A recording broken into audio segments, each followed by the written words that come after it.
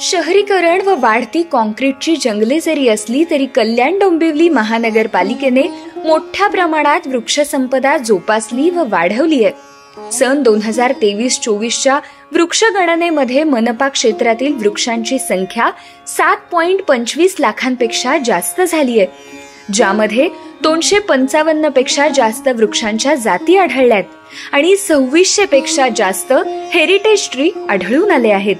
मनपाने रुंदीकरण झालेल्या रस्त्यांच्या दुतर्फा वृक्षारोपण, रस्ता दुभाजकांमध्ये वृक्षारोपण व हरितपट्टे विकसित करून वृक्षसंपदा वाढवली आहे. या वृक्षसंपदेत आंबिवली जैवविविधता उद्यानाने भर घातली. आंबिवली येथील या उद्यानात सुमारे 40 एकर वनजमिनीवर 15,000 पेक्षा जास्त वृक्षरोपांची लागवड करून जंगल उभे केले आहे. त्यामध्ये प्रामुख्याने करंज, बहावा, आंबा, वड, पिंपळ, बकुळ, अर्जुन, कदंब इत्यादी भारतीय मूळ असलेल्या झाडांची लागवड करण्यात आली आहे. त्यामुळे या परिसरात मानवनिर्मित जंगल उभे झाले आहे. तसेच आय नेचर फाउंडेशनच्या सहकार्याने फुलपाखरू उद्यान, honeybee park, bat park, bird park, नक्षत्र उद्यान, मेडिसिनल पार्क उभारण्यात आली आहे.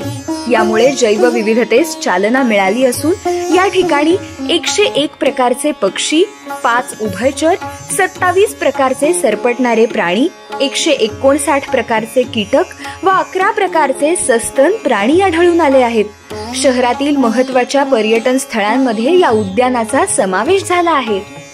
त्याचप्रमाणे उंबर्डे तलावाशेजारी 10 एकराच्या विस्तीर्ण जागेत नागरी वनीकरण करून उंबर्डे अमृतवन विकसित करण्यात आले आहेत. या जागेत सुमारे 10,000 वेगवेगळ्या जातींच्या झाडांची लागवड करण्यात आली आहे.